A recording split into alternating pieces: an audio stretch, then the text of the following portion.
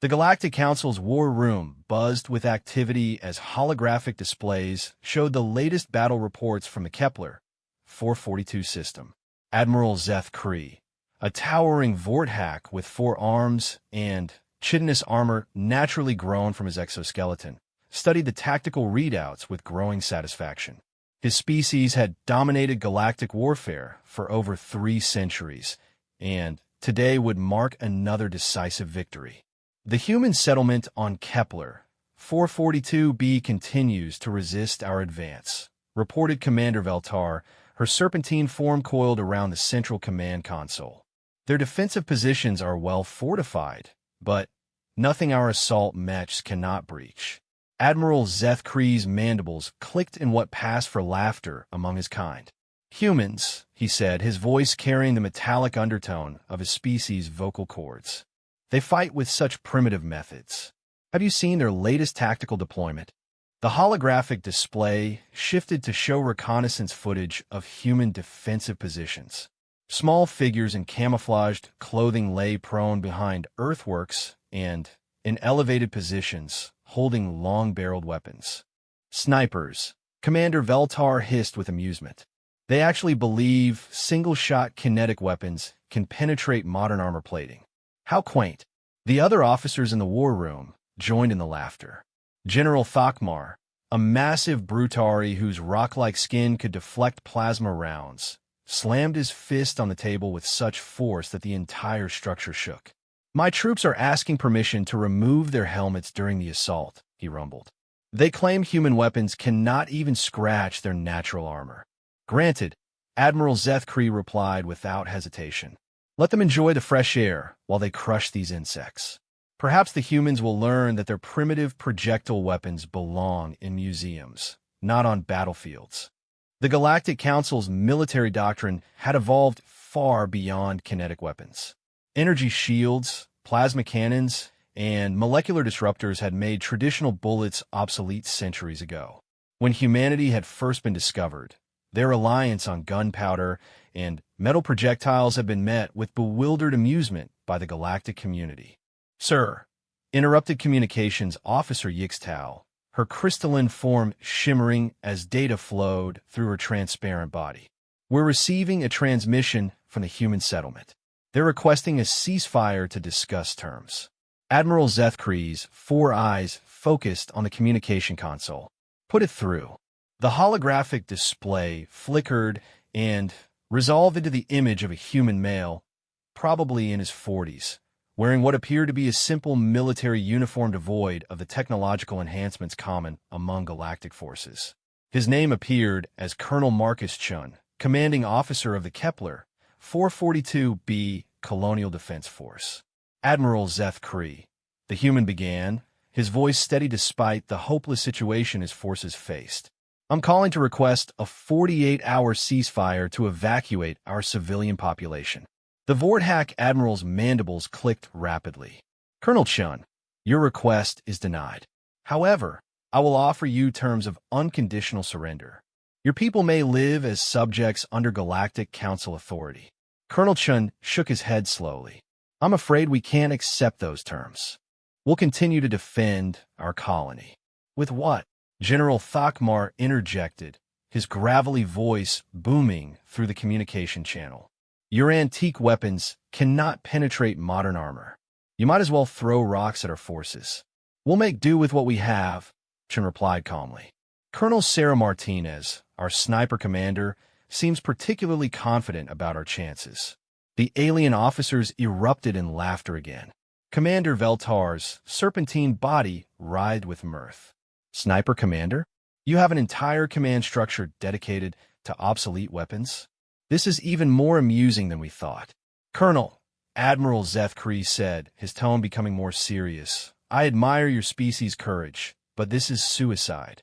Our assault troops were warplate that has never been penetrated by kinetic weapons. Our shields can deflect energy blasts that would vaporize mountains. What exactly do you hope to accomplish with metal bullets? Chin's expression remained unchanged. Sometimes the old ways work better than expected. We'll see you on the battlefield, Admiral. The transmission ended, leaving the alien commanders shaking their heads in disbelief. "Prepare the assault forces," Admiral Zeth Kree ordered. "Full advance at dawn. I want minimal casualties among our troops, but make it clear that human stubbornness will not be tolerated. This resistance ends tomorrow." As the alien fleet prepared for what they assumed would be a one-sided massacre, none of them bothered to investigate the specifics of human military technology. Their intelligence reports had dismissed human weapons as primitive kinetic devices, categorizing them alongside spears and clubs in terms of battlefield effectiveness. What they failed to understand was that human ingenuity had taken those primitive kinetic weapons and refined them far beyond anything their ancient databases suggested was possible. In the human settlement, Colonel Chun stood in the command bunker, studying topographical maps with his senior staff. The mood was tense, but determined. "What's our ammunition situation?" he asked Lieutenant Commander Jackson, his supply officer. "Adequate for extended engagement," Jackson replied. "The fabrication units have been working around the clock. We have enough specialized rounds to last several weeks if necessary." "And Martinez's people, ready and positioned," came a voice from the bunker entrance. Colonel Sarah Martinez stepped into the dim light, her sniper rifle slung across her back. She was a compact woman with sharp eyes and steady hands, veteran of dozens of colonial conflicts. 47 positions across the valley, each with clear fields of fire. She nodded approvingly. "The aliens think our weapons are toys." Martinez smiled grimly. "They're about to learn otherwise. We've had 200 years to perfect kinetic weapons while they've been playing with energy toys.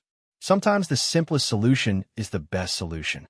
"Explain it to me again," Chun said, though he'd heard the technical details multiple times. "I want to make sure everyone understands what we're working with." Martinez activated a holographic display showing a cutaway view of one of their specialized rounds. Standard galactic armor is designed to disperse energy and deflect plasma.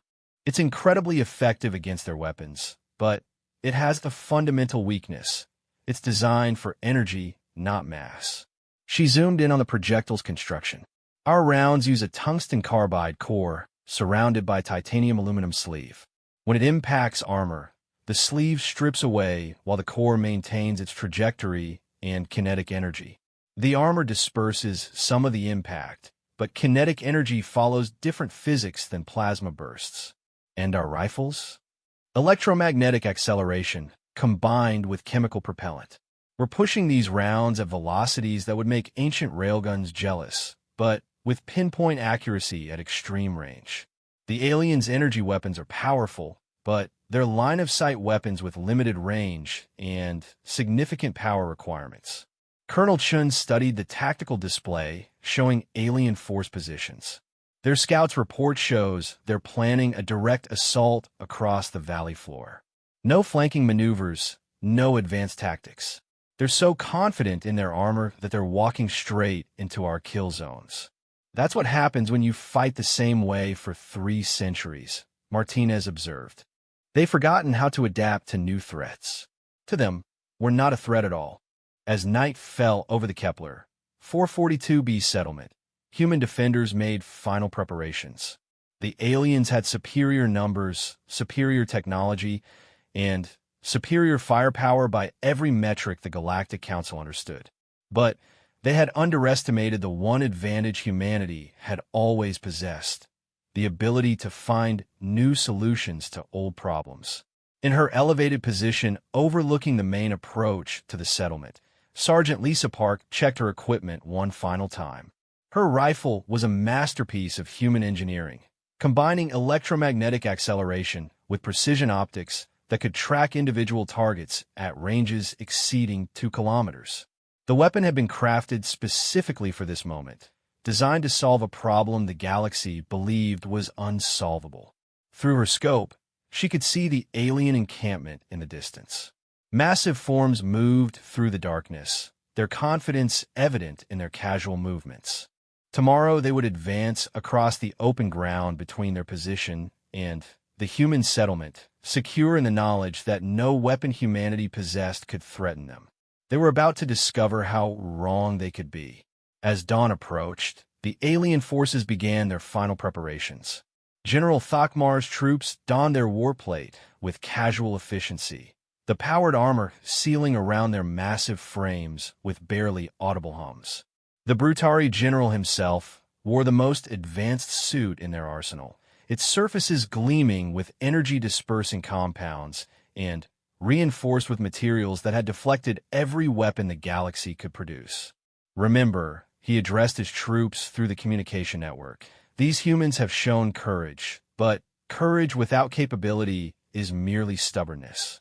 Advance steadily, maintain formation, and demonstrate why the Galactic Council's military remains supreme. The assault force began moving across the valley floor as the sun crested the mountains, their heavy footsteps shaking the ground. 300 of the galaxy's finest warriors, equipped with armor that had never been breached, advanced toward what they believed would be an easy victory. In her position, Sergeant Park watched the alien formation through her scope. She had been assigned the primary target, General Thakmar himself. The alien's massive form was unmistakable even at extreme range, his ornate warplate marking him as the formation's leader. Range, 2,200 meters, she whispered into her communication device. Wind, negligible. Target acquired. All snipers, report ready status. Came Colonel Martinez's voice through the network. One by one, 47 human snipers confirmed their readiness, each assigned specific targets among the advancing alien force. Fire on my mark, Martinez commanded. Remember, we only get one chance to make a first impression. Make it count. Sergeant Park's finger found the trigger as she made final adjustments to her scope. The alien general was advancing with complete confidence, his posture revealing his absolute certainty that no human weapon could threaten him. He was about to learn that human weapons had evolved far beyond his understanding. Mark, the electromagnetic acceleration system engaged with a barely audible whine, followed by the sharp crack of the chemical propellant igniting. Sergeant Park's specialized round left the barrel at nearly 4 times the velocity of ancient kinetic weapons, its tungsten carbide core wrapped in a titanium aluminum sleeve that would strip away upon impact while transferring maximum kinetic energy to the target. The projectile covered the 2,200 meters to General Thakmar in just over 2 seconds. The Brutari general was in the middle of issuing tactical orders to his formation when the round struck his chest plate. The warplate's energy-dispersing surface attempted to spread the impact as it would with a plasma bolt, but kinetic energy followed different rules. The titanium aluminum sleeve stripped away as designed, while the tungsten carbide core punched through the armor plating like it was made of paper. The general's massive form staggered, looked down at the smoking hole in his supposedly impenetrable armor, and collapsed forward onto the valley floor. Across the battlefield, 46 other specialized rounds found their marks with similar devastating effect. The aliens' formation, which had been advancing with parade ground precision, suddenly erupted in chaos as their leadership and heavy weapons specialists dropped where they stood. Impossible, Admiral Zeth Kree whispered from his command ship orbiting high above the planet. The tactical display showed nearly 50 casualties from the first volley, each one marked as a direct hit on vital areas of supposedly impenetrable armor. Commander Veltar's serpentine form coiled tighter around her station as she processed the incoming data. Sir, the humans are using some kind of advanced kinetic weapon. Our armor is being penetrated by single shots. That cannot be correct, the Admiral replied, his mandibles clicking rapidly in agitation. Run a full tactical analysis. There must be an explanation. On the battlefield, the surviving alien troops had taken cover behind whatever terrain features they could find. Captain Rex Tunn, a Vorthack squad leader who had assumed command after his superior's death, tried to establish communication with his scattered forces. All units, report status. He transmitted through the tactical network. The responses painted a grim picture. Nearly a quarter of their assault force was down, including most of their senior leadership and heavy weapon specialists. The humans had managed to identify and eliminate key targets with surgical precision. "Sir," reported Corporal Yithake from his position behind a boulder formation, "I observed the impact that killed General Thokmar." The projectile punched completely through his warplate. The exit wound suggests massive kinetic energy transfer. Captain Rexton's 4 eyes focused on the human settlement in the distance. Through his enhanced optics, he could see no movement, no muzzle flashes, no indication of where the devastating fire had originated. "Can you locate the shooters?" "Negative. No energy signatures detected. Whatever weapons they're using don't register on our sensors." This was the fundamental flaw in the Galactic Council's military doctrine. Their sensors were designed to detect energy weapons, plasma discharges, and electromagnetic signatures. Pure kinetic weapons, especially those using chemical propellants, barely registered on their detection systems.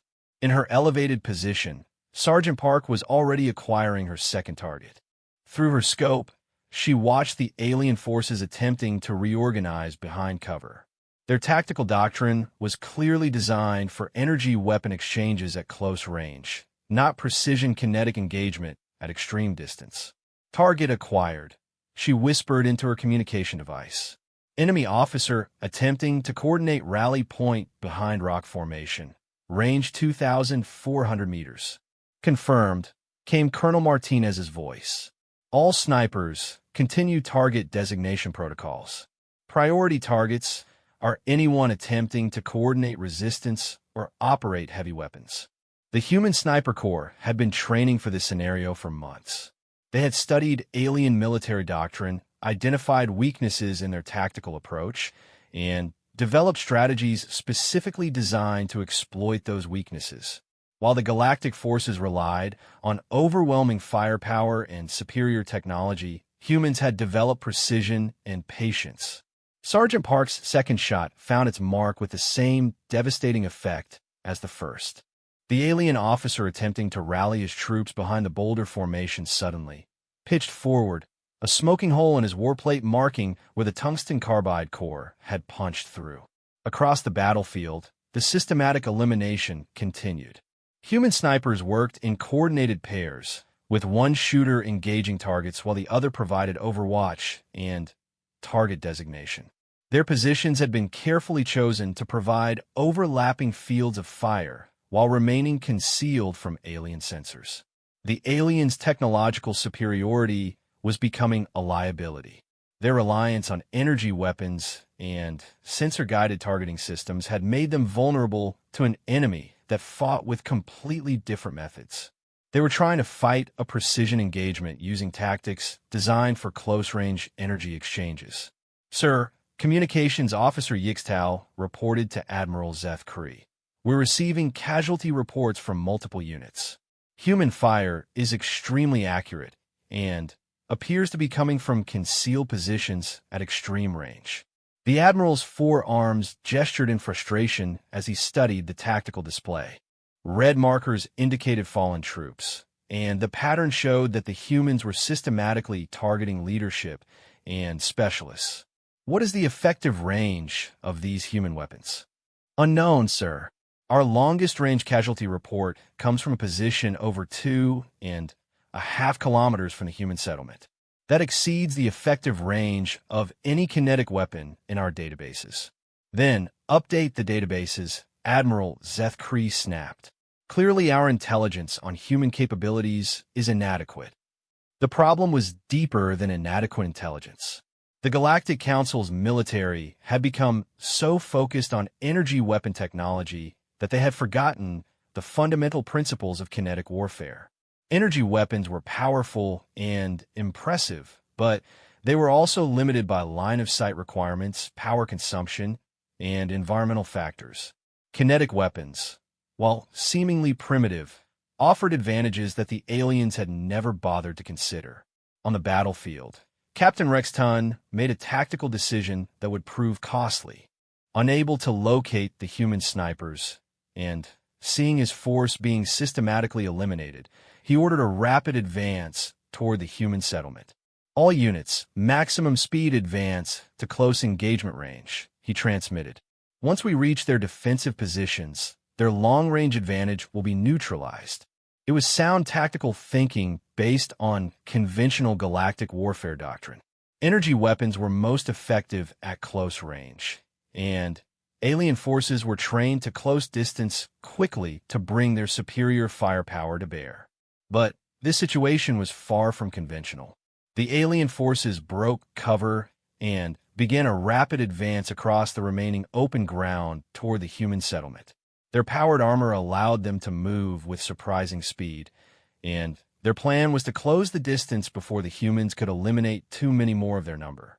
Sergeant Park watched the alien advance through her scope, calmly adjusting for the changing range as targets moved closer. The aliens' rapid movement actually made them easier targets in some ways, as their straight-line approaches were predictable and their powered armor created distinctive thermal signatures. Multiple targets advancing in the open, she reported, range decreasing rapidly. All snipers, target prioritization shifted to opportunity fire, Colonel Martinez commanded.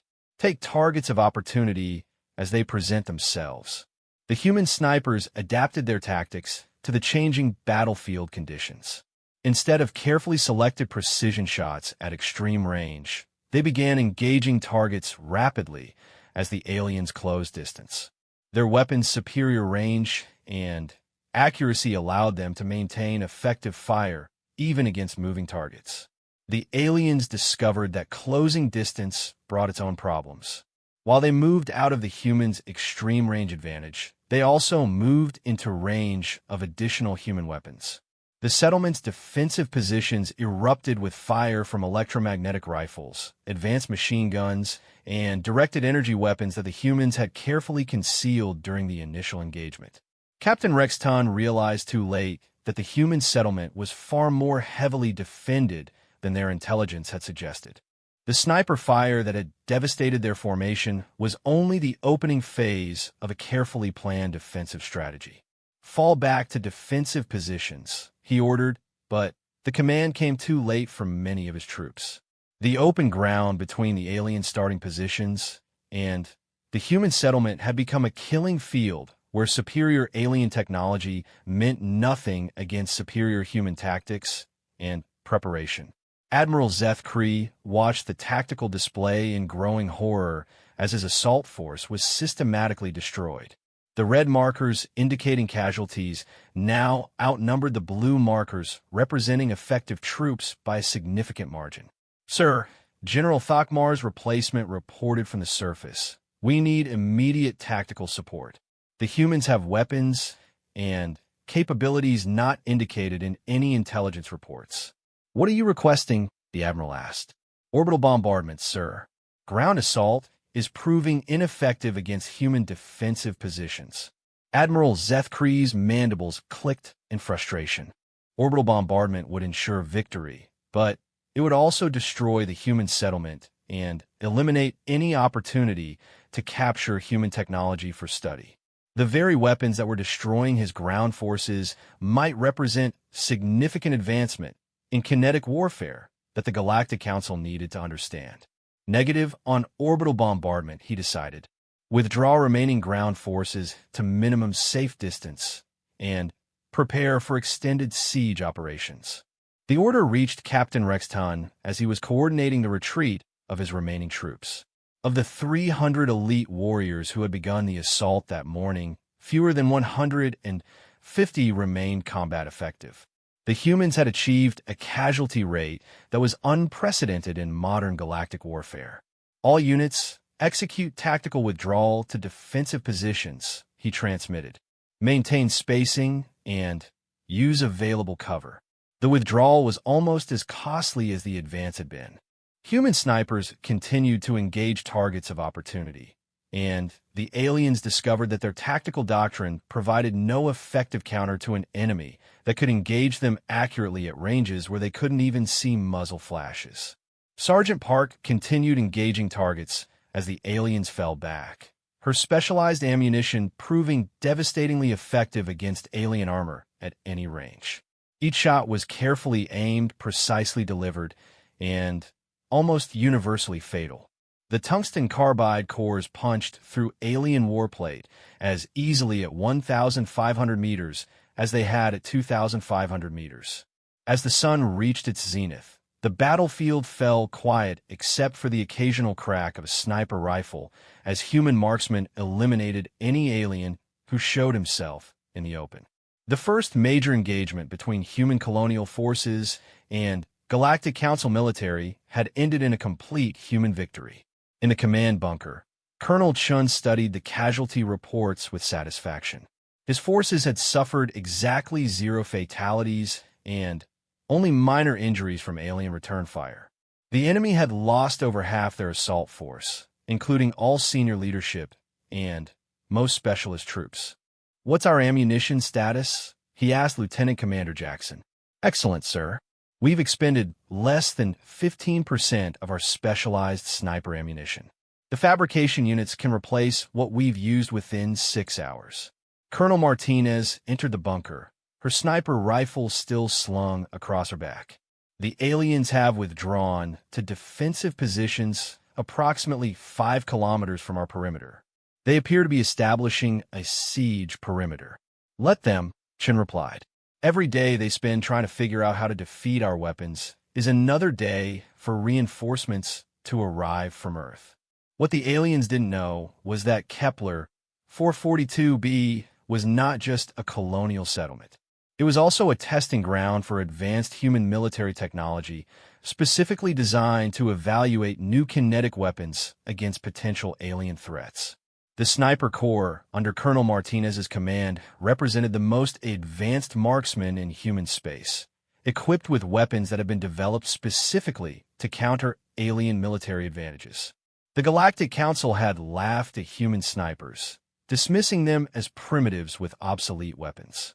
They had just learned that human ingenuity could take those obsolete weapons and turn them into the most effective anti-alien weapons system ever developed. Admiral Zeth Kree stared at the tactical display, trying to comprehend how his technologically superior forces had been so completely outmaneuvered by supposedly primitive humans. The data made no sense according to everything the Galactic Council knew about warfare. "Sir," Commander Veltar reported, "we're receiving a transmission from the human settlement." "Put it through," the Admiral replied wearily. Colonel Chen's image appeared on the holographic display, his expression calm and professional. "Admiral Zeth Kree, I'm calling to offer you the same terms you offered us earlier. Unconditional surrender." The alien officers in the command center erupted in angry chittering and hissing, but Admiral Zeth Kree raised one of his 4 arms for silence. "You cannot be serious, Colonel. We still outnumber your forces significantly." Chen nodded. "That's true, but numbers don't seem to matter much when your troops can't get close enough to use their weapons effectively. My sniper teams can engage your forces at ranges where you can't even see us, much less return fire effectively." "This engagement was a tactical setback," the Admiral replied. "We are prepared for extended operations." "Are you prepared for this?" Chen asked, and the display shifted to show reconnaissance footage of the surrounding area. Human reinforcements were arriving by dropship, including additional sniper teams and heavy weapon specialists. Admiral Zeth Kree studied the footage with growing concern. If the humans could deploy more of their devastating kinetic weapons, his remaining forces would be completely outmatched. "We require time to consider your terms," he said finally. 24 hours, Chen replied. "After that, we'll assume you've chosen to continue fighting, and we'll resume operations accordingly." The transmission ended, leaving the alien command staff in stunned silence. For the first time in centuries, a Galactic Council military force was being dictated terms by a supposedly primitive species. The humans had proven that sometimes the oldest weapons, when refined by ingenuity and determination, could defeat the most advanced technology the galaxy had to offer. The 24-hour deadline passed without response from Admiral Zeth Kree, though the alien forces had not remained idle. Long-range reconnaissance showed them constructing defensive positions and attempting to establish sensor networks that might detect human sniper positions. Their efforts were methodical, but revealed a fundamental misunderstanding of human tactical capabilities. Colonel Chun stood in the expanded command bunker, now bustling with additional personnel as reinforcements from Earth had arrived during the night. Among the newcomers was Dr. Elena Vasquez, a specialist in alien military technology, and Master Sergeant Robert Kim, whose reputation as a sniper instructor was legendary throughout human space. Analysis of alien defensive positions? Chun asked Dr. Vasquez as she studied holographic displays showing the enemy encampment. They're adapting, but slowly, she replied, manipulating the 3D tactical display. Their defensive doctrine is still based on energy weapon exchanges. They're building positions designed to deflect plasma fire and provide power distribution for their weapon systems. Against kinetic weapons, they're actually creating better targets. Master Sergeant Kim nodded approvingly as he examined the alien positions through enhanced optics. They're clustering their high-value assets and creating choke points. From a sniper's perspective, they're making our job easier.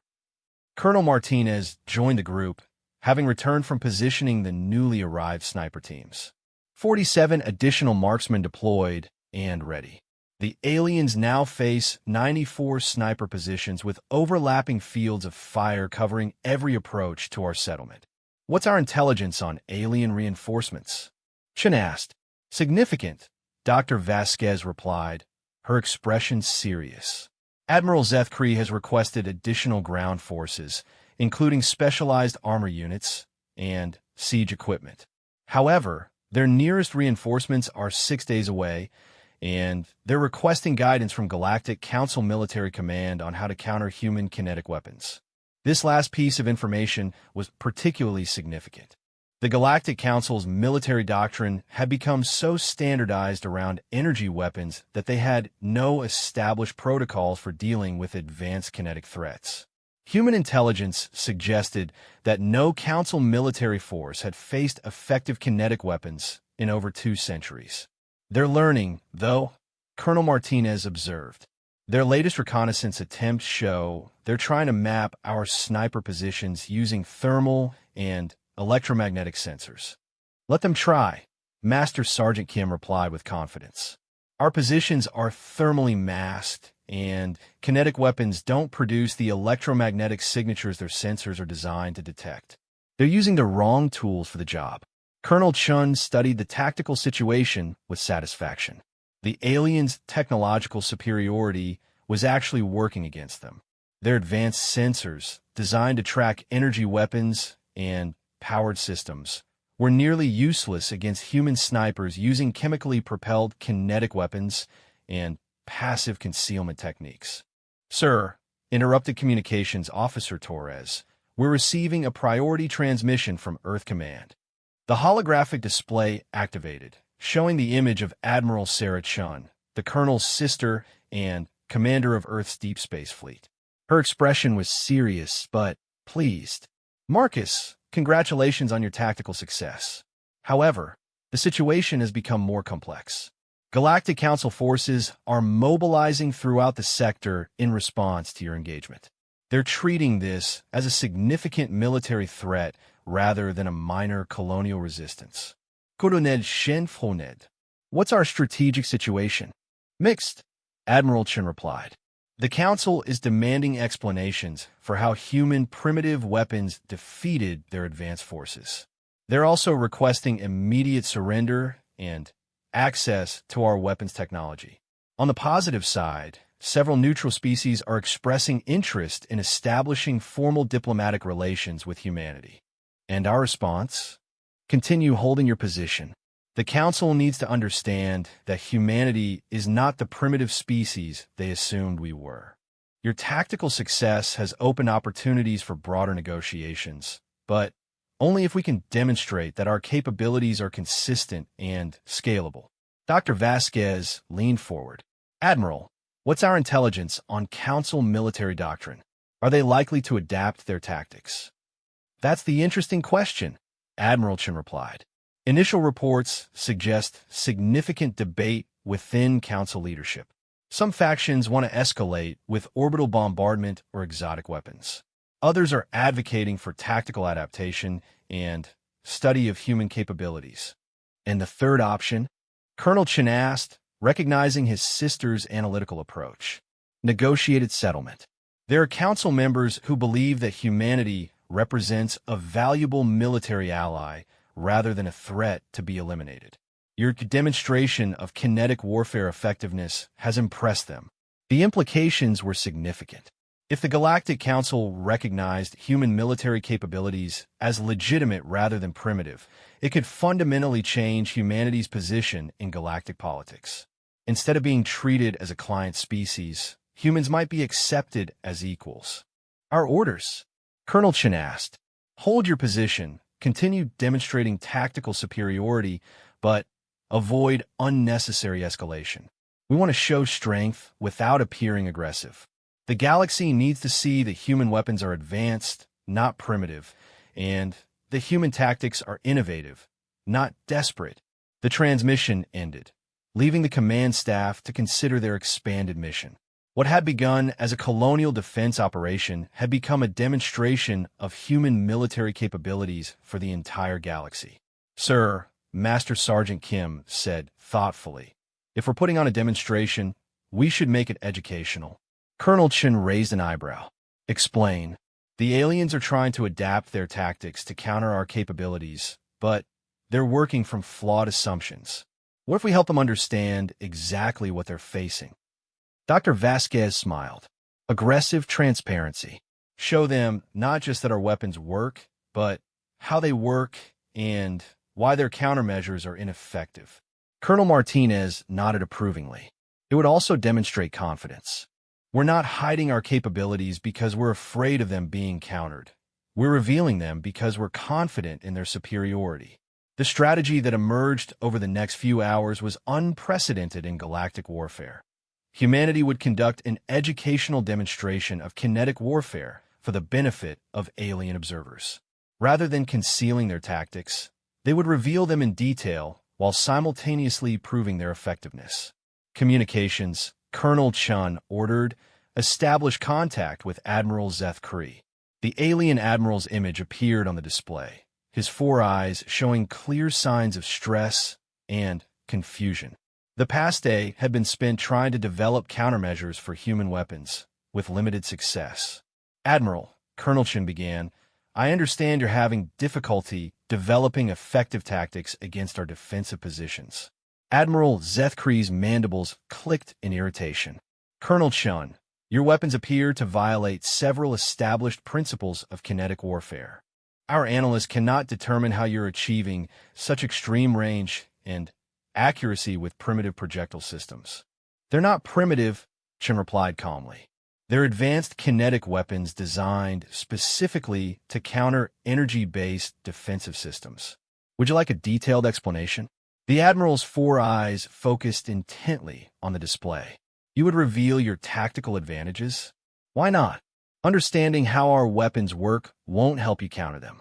The fundamental physics involved cannot be negated by tactical adaptation. This was a calculated psychological strategy. By offering to explain their weapons' capabilities, the humans were demonstrating supreme confidence in their technological advantage. It suggested that even if the aliens understood human weapons completely, they would still be unable to counter them effectively. Very well, Admiral Zeth Kree replied after a moment's consideration. We are prepared to observe your demonstration. Over the next 2 hours, Colonel Martinez and Master Sergeant Kim conducted a comprehensive briefing on human kinetic warfare for alien observers. The demonstration was broadcast to the Galactic Council's military command as well as to neutral species throughout the sector.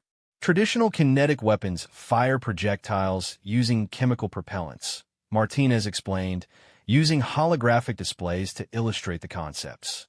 These weapons are limited by the explosive force of the propellant and the barrel length available for acceleration. The display showed a cutaway view of an ancient human rifle, demonstrating the basic principles of chemical propulsion. Human kinetic weapons combine chemical propulsion with electromagnetic acceleration, she continued. The projectile is initially accelerated by chemical explosion, then further accelerated by electromagnetic fields within an extended barrel system. The holographic display shifted to show a modern human sniper rifle, its internal systems revealed in detail.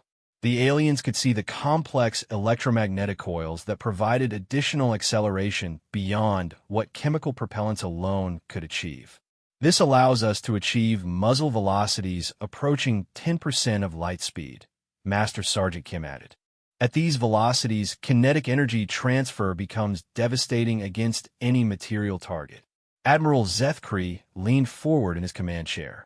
But surely armor could be designed to deflect such projectiles? Energy-dispersing armor is actually more vulnerable to kinetic impact, Dr. Vasquez interjected, joining the briefing. Your armor is designed to spread energy impact across its surface area. Kinetic energy transfer works differently. It creates focused impact points that overwhelm local armor strength. The demonstration continued with detailed explanations of human ammunition design, targeting systems, and tactical deployment. Rather than revealing weaknesses, the briefing emphasized the fundamental advantages that kinetic weapons possessed over energy systems. Your weapons require line-of-sight targeting and significant power generation, Colonel Chen explained. Our weapons can engage targets beyond visual range using passive targeting systems that don't reveal our positions. Additionally, Colonel Martinez added, our ammunition is self-contained and doesn't require external power sources. We can maintain effective fire for extended periods without the logistical support requirements of energy weapons. The aliens were learning that human kinetic weapons weren't primitive versions of energy weapons. They were fundamentally different systems designed to exploit weaknesses that energy weapons couldn't address. Range demonstration, Master Sergeant Kim announced. Observer team, please designate a target at maximum visual range from your current position. Admiral Zeth Kree consulted with his tactical staff, then designated a rocky outcropping approximately 3 kilometers from the alien positions. The triangular rock formation bearing 270 degrees from our position. Acknowledged. Sergeant Park, you have the demonstration shot. In her concealed position, Sergeant Park adjusted her scope and prepared for the longest shot of her career. The target was at the extreme edge of her weapon's effective range, but the demonstration required a spectacular display of human capabilities. Target acquired, she reported. Range 3,100 meters. Engaging. The electromagnetic acceleration system charged with its characteristic whine, followed by the sharp crack of the chemical propellant. The specialized round covered the distance to the target in just over 3 seconds, striking the rocky outcropping with devastating effect. The tungsten carbide core punched completely through the rock formation, leaving a smoking hole visible even at extreme range. Impressive, Admiral Zeth Kree admitted reluctantly. However, our forces are not stationary rock formations. Moving target demonstration, Colonel Martinez replied. Please have one of your personnel in powered armor traverse the open ground east of your position. After some discussion, a volunteer alien trooper began moving across the designated area. The powered armor made him easily visible, and his movement pattern was predictable as he followed standard tactical movement protocols. Target acquired, Sergeant Park reported. Moving target, range 2,800 meters, speed approximately 15 kilometers per hour. The shot was even more impressive than the stationary target engagement. The round struck the moving alien precisely in the center of his chest plate, penetrating the armor completely. The trooper survived only because human ammunition was designed for demonstration purposes during the exercise, using non-lethal penetrator cores that would disable armor without causing fatal injuries. The alien forces watching the demonstration fell silent as they realized the implications. Human snipers could engage individual targets accurately at ranges where alien forces couldn't even see human positions, and no amount of armor could provide protection against human kinetic weapons. Questions? Colonel Chen asked. Admiral Zeth Kree's response was slow in coming. Colonel, your demonstration has been educational. We require time to discuss these revelations with higher command. Of course, we'll be here. As the transmission ended, the human command staff exchanged satisfied looks. The demonstration had achieved its objectives perfectly, showing the aliens that human weapons were advanced rather than primitive, and that tactical adaptation wouldn't be sufficient to counter human advantages. More importantly, the entire exchange had been broadcast to neutral species throughout the galaxy. Humanity had just announced its arrival as a serious military power, backed by weapons technology that could challenge Galactic Council supremacy. The war that had started with alien laughter at human primitive weapons was evolving into something much larger, a fundamental shift in galactic power balance.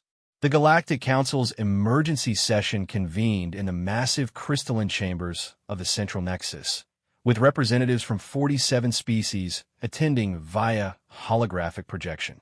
The chamber buzzed with concerned chittering, hissing, and mechanical translations of species that rarely agreed on anything found themselves united in confusion and concern about the human demonstration. Supreme Chancellor Vexhan, an ancient ethereal whose translucent form rippled with bioluminescent patterns, called the session to order. We have received the complete tactical analysis from Admiral Zeth Kree's engagement with human forces on Kepler 442b. The implications require immediate discussion. The holographic display at the chamber's center showed the devastating statistics from the battle. Over 50% casualties inflicted by human forces with 0 losses sustained. For a military organization that had dominated galactic warfare for centuries, these numbers were incomprehensible. "The humans deceived us," growled General Mortak, the Brutari military representative. "They presented themselves as a primitive species while possessing advanced kinetic weapons technology. Did they deceive us, or did we deceive ourselves?" asked Ambassador Krelinace, the Zealothi Diplomatic Corps representative. Her insectoid features reflected careful consideration. Review the initial contact reports. Humans never claimed their weapons were primitive. We assumed they were primitive because we had forgotten that kinetic weapons could be advanced. Military advisor Thexcall, a cybernetically enhanced Nexari, projected technical data into the display. Analysis of human weapons technology reveals sophisticated electromagnetic acceleration systems combined with advanced metallurgy and precision manufacturing. These are not primitive weapons. They are highly advanced kinetic systems designed specifically to counter energy-based defenses. The revelation struck at the heart of Galactic Council military doctrine. For over 3 centuries, the Council's forces had optimized their tactics, armor, and weapons around energy warfare. Plasma cannons, particle beams, and force fields dominated every battlefield. Kinetic weapons have been relegated to historical curiosities, museum pieces from less enlightened times. The question, Supreme Chancellor Vexhan observed, is whether human kinetic weapons represent a temporary tactical advantage or a fundamental shift in military technology. Defense Minister Corlon, a massive Goliath whose rocky exterior showed stress fractures from recent events, accessed his personal database. Preliminary modeling suggests that kinetic weapons at these velocities and with this precision could penetrate any armor system currently deployed by Council forces. Energy-dispersing materials are particularly vulnerable to focused kinetic impact. The implications rippled through the assembled representatives. If human kinetic weapons could penetrate all existing armor, then every military vessel, every defensive installation, and every ground unit in Council space was potentially vulnerable. Retrofit costs? Asked Economics Coordinator Yilts. Prohibitive, Defense Minister Corlon replied immediately. Redesigning armor systems for kinetic resistance would require fundamental changes to metallurgy, manufacturing, and tactical doctrine. We are discussing decades of development and implementation. Ambassador Krelinace leaned forward in her projection field. Perhaps the solution is not military adaptation, but diplomatic engagement. The humans have demonstrated superior tactical capability. Rather than attempting to match their advantages, we should consider incorporating them into Council military structure. This suggestion created immediate controversy. Several representatives began speaking simultaneously, their translations creating a cacophony of conflicting opinions. The Council has never accepted a species based on military superiority, General Mortak protested. Our strength comes from technological advancement and unified doctrine, which the humans have just demonstrated can be countered by innovation and tactical flexibility, Ambassador Krelanias replied smoothly. Perhaps we need to reconsider our definitions of advancement. Supreme Chancellor Vexhan raised a tendril for silence. Military Advisor Thexcall, what is your assessment of human military capabilities beyond kinetic weapons? The cybernetic representative accessed extensive databases before responding. Limited data, but concerning patterns. Human military technology appears to emphasize adaptability, efficiency, and unconventional solutions rather than raw power. Their vessels use fusion drives instead of antimatter systems, but achieve superior acceleration through advanced reaction mass manipulation. Their electronics emphasize redundancy and modularity over processing power, making them more resistant to electromagnetic disruption. They optimize for effectiveness rather than impressiveness, observed Defense Minister Corlon with what sounded like grudging respect. The weapons work better, not necessarily because they're more advanced, but because they're designed to solve specific problems. Back on Kepler 442b, the human command staff was monitoring the Council's emergency session through intelligence networks that the aliens hadn't yet discovered. Earth's diplomatic corps had spent decades establishing information-gathering capabilities throughout Council space, anticipating eventual contact between human and alien military forces. They're debating whether to fight us or join us, Dr. Vasquez observed as she reviewed intercepted communications. The military faction wants to escalate with exotic weapons, while the diplomatic faction is advocating for negotiated settlement. Colonel Chen studied the intelligence reports with interest. What about the neutral species? That's the interesting development, Admiral Chun reported via secure communication from Earth. 7 neutral species have formally requested meetings with human diplomatic representatives. They're interested in our military technology and tactical doctrine. The strategic implications were significant. If neutral species align themselves with humanity rather than the Galactic Council, it could create a fundamental shift in galactic power structures. The Council's influence depended partly on its reputation for military supremacy, and human tactical success had damaged that reputation. Sir, Colonel Martinez interrupted, we have movement in alien positions. They appear to be withdrawing to extended range. Through enhanced optics, the human observers could see alien forces relocating their defensive positions to distances exceeding 4 kilometers from the human settlement. It was a clear admission that they considered themselves vulnerable at shorter ranges. They're adapting their tactics, Master Sergeant Kim observed. Extended range reduces our engagement opportunities, but it also reduces their offensive capabilities. It's a siege posture, Dr. Vasquez added. They're acknowledging that direct assault is ineffective, but they're not willing to withdraw completely. Colonel Chun considered the tactical situation. The aliens were learning, but their adaptation was defensive rather than offensive. They were trying to find a range where human weapons were less effective, rather than developing weapons that could engage human positions effectively. What's our maximum effective range with current ammunition? He asked. Against stationary targets with optimal conditions, approximately 4,000 meters, Colonel Martinez replied. Against moving targets, or in adverse conditions, effectiveness drops significantly beyond 3,000 meters. So they're moving to the edge of our engagement envelope. Correct, but it's a defensive measure. At 4 kilometers, their energy weapons are ineffective, and they can't coordinate ground assaults. The stalemate that was developing actually favored human objectives. As long as the aliens remained at extended range, they posed no immediate threat to the settlement, while the continued standoff demonstrated human tactical superiority to the galaxy. "Sir," Communications Officer Torres reported, "we're receiving a transmission from an unexpected source."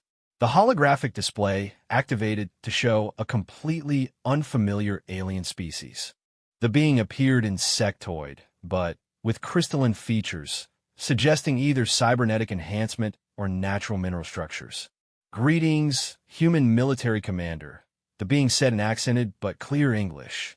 "I am Coordinator Shixtal of the Independent Helix Alliance.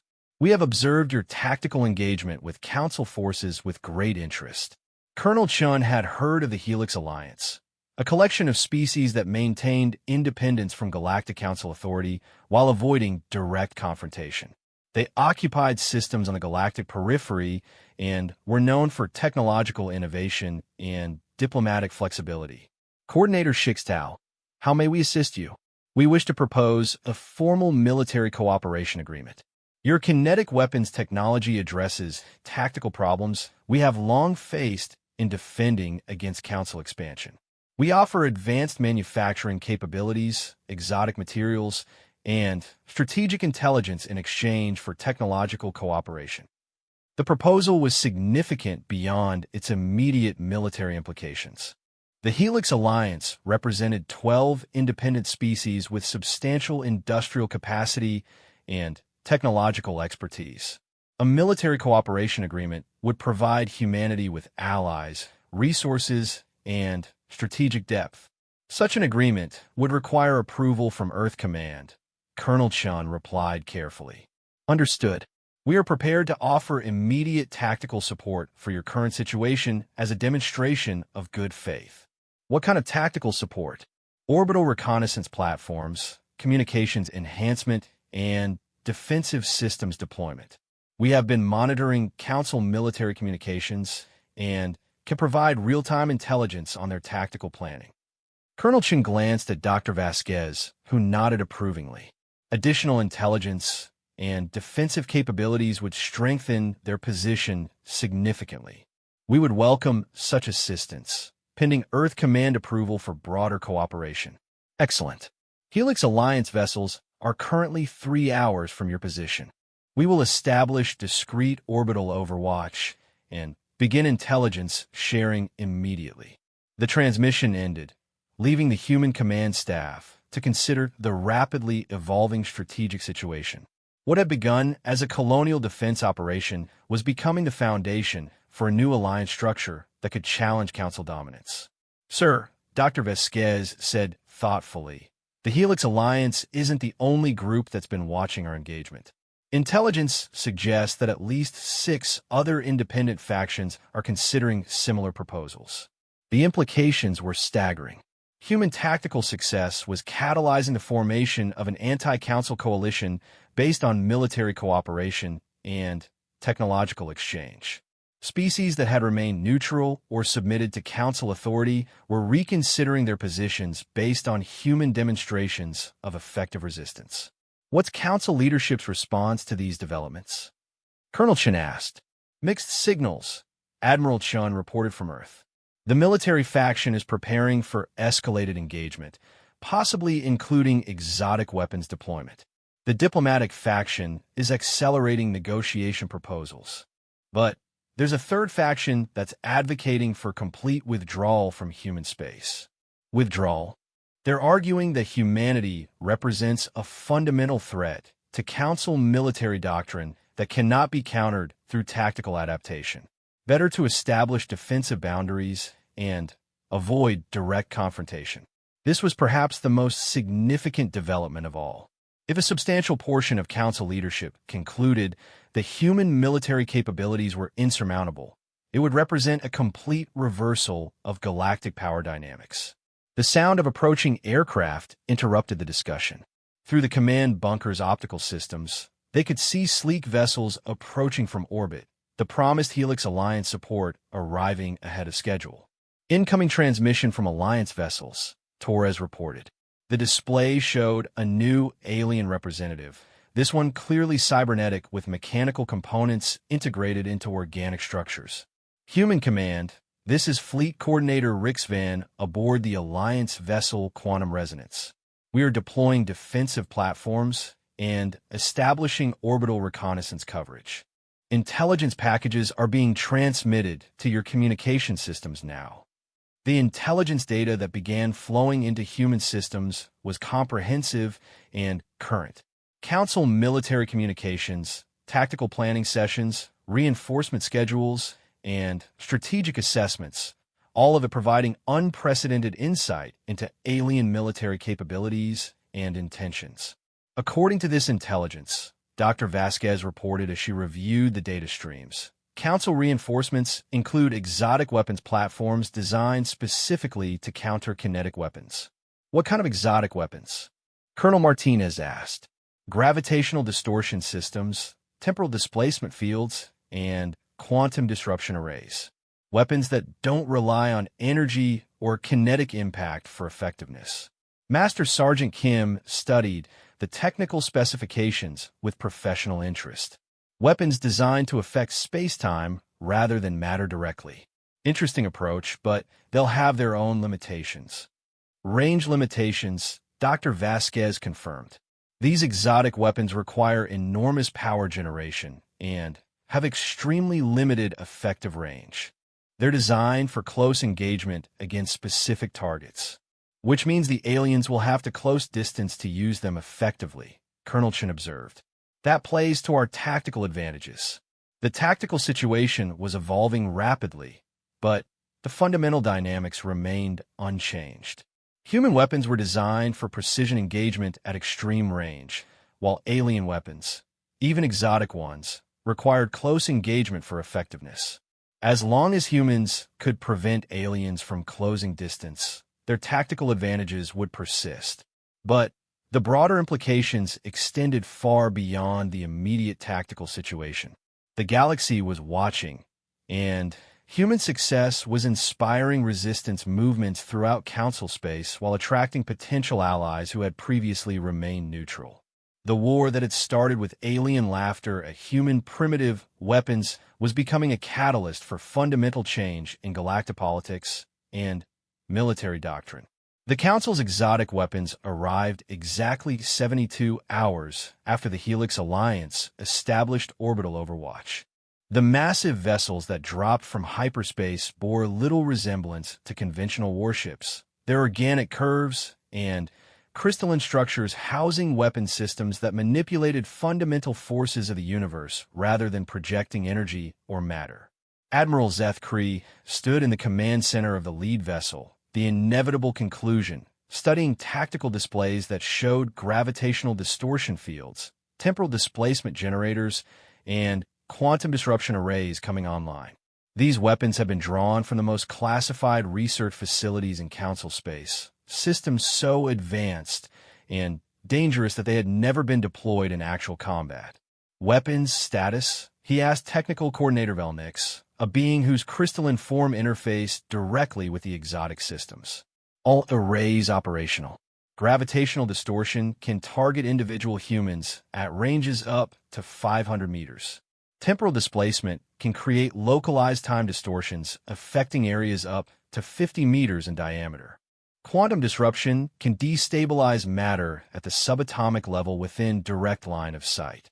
These were weapons that attacked the fundamental structure of reality rather than relying on conventional physics.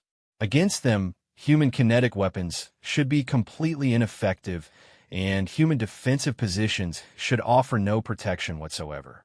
Sir, reported Commander Veltar, who had been monitoring human communications, the Alliance vessels are transmitting tactical intelligence to human forces. They appear to be providing real-time analysis of our weapons systems. Admiral Zeth Kree's mandibles clicked in irritation. The appearance of the Helix Alliance had complicated the tactical situation significantly. What had begun as a simple pacification of human resistance had evolved into a proxy conflict between Council authority and independent factions. Estimated effectiveness of Alliance defensive systems against exotic weapons? He asked. Unknown. Alliance technology often incorporates unconventional solutions that our analysts find difficult to predict. However, exotic weapons should be effective against any known defensive technology. In the Human Command Bunker, DR, Vasquez was reviewing technical data provided by Alliance intelligence with growing concern. The exotic weapons represented a completely different category of threat than anything human forces had prepared to counter. Analysis? Colonel Chun asked as he studied the incomprehensible technical specifications. Bad news and good news, Dr. Vasquez replied. Bad news. These weapons can attack matter directly, bypassing conventional armor and defensive positions. Gravitational distortion can crush targets by manipulating space-time. Temporal displacement can freeze targets in localized time distortions. Quantum disruption can destabilize molecular bonds. And the good news? Range limitations and power requirements. These weapons are incredibly effective, but require enormous energy expenditure and have very limited range. The aliens will have to close to within a few hundred meters to use them effectively. Master Sergeant Kim leaned over the tactical display, studying approach vectors to the human settlement. 500 meters is well within our optimal engagement range. If they want to close distance, they'll have to cross nearly 4 kilometers of open ground under direct observation from 94 sniper positions. Colonel Martinez nodded grimly. It becomes a question of whether we can eliminate exotic weapons platforms before they can close distance. Coordinator Rixvan has provided additional intelligence, Dr. Vasquez continued. The exotic weapons platforms are heavily armored, but use power systems that create distinctive thermal and electromagnetic signatures. They can't be effectively camouflaged during approach. So, we'll see them coming, Colonel Chin observed. The question is whether our weapons can penetrate their armor before they reach effective range. That's where the Alliance assistance becomes critical, Dr. Vasquez replied, activating additional displays. They're providing targeting enhancement that should allow us to identify weak points in exotic weapons platform armor. The tactical problem was complex but solvable. Human kinetic weapons retained their range advantage, but they would need to achieve precise targeting against heavily armored systems within a limited time window. Sir, Communications Officer Torres reported, Admiral Zeth Kree is requesting direct communication.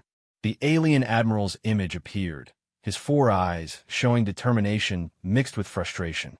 Behind him, the command center of his vessel revealed exotic weapons systems that seemed to bend space around themselves. Colonel Chun, your Alliance allies cannot save you from what we are prepared to deploy. These weapons operate on principles beyond conventional physics. Admiral, we're aware of your exotic weapons capabilities. Are you aware that approaching within 500 meters of our positions requires crossing 4 kilometers of ground under direct observation from nearly 100 sniper positions? Your kinetic weapons cannot penetrate the armor systems protecting our exotic platforms. Perhaps not, Chin replied calmly, but we won't know until we try. Are you prepared to test that assumption? Admiral Zeth Kree's expression showed uncertainty for the first time since the engagement began. His forces had suffered devastating casualties during their first assault, and human tactical capabilities had consistently exceeded expectations. Colonel, these weapons can manipulate space-time itself. Your defensive positions offer no protection against gravitational distortion or temporal displacement. Understood. But your weapons have to get within range first. The exchange highlighted the fundamental tactical dilemma both sides faced. Council exotic weapons were potentially devastating, but required close approach. Human kinetic weapons were proven effective, but faced unprecedented defensive technologies. We begin our approach in 1 hour, Admiral Zeth Kree declared. I offer you one final opportunity to surrender. Declined. We'll see you on the battlefield. As the transmission ended, the human command staff made final preparations for what would be the most challenging engagement of the conflict. The Alliance orbital platforms were providing continuous tactical intelligence, but the ultimate success would depend on human tactical execution. Sniper teams report ready status, Colonel Martinez commanded through the tactical network. Across the defensive perimeter, 94 human marksmen confirmed their readiness. Each had been assigned specific targeting priorities based on Alliance intelligence regarding exotic weapons platform vulnerabilities. Priority targets are power systems and control nodes. Dr. Vasquez briefed the sniper teams. Alliance analysis indicates that these systems require precise calibration to maintain exotic field generation. Disrupting power flow or control systems should neutralize weapons' effectiveness. The exotic weapons platforms that emerged from Council vessels were unlike anything human forces had encountered. Instead of conventional vehicles, they appeared to be massive suits of powered armor, each housing a single alien operator surrounded by reality-distorting technology. Thermal signatures confirm 12 exotic platforms approaching across multiple vectors, reported Alliance Coordinator Rix Van from orbit. Power systems are operating at maximum output, suggesting they intend to maintain continuous exotic field generation during approach. Master Sergeant Kim studied the approaching platforms through enhanced optics. The armor was indeed heavily reinforced, but Alliance intelligence had identified specific targeting points where power conduits and control systems were necessarily exposed. Range 4,000 meters and closing, reported Sergeant Park from her elevated position. Target acquired on lead platform. Alliance targeting overlay confirms power system vulnerability. All snipers commence engagement at optimum range, Colonel Martinez commanded.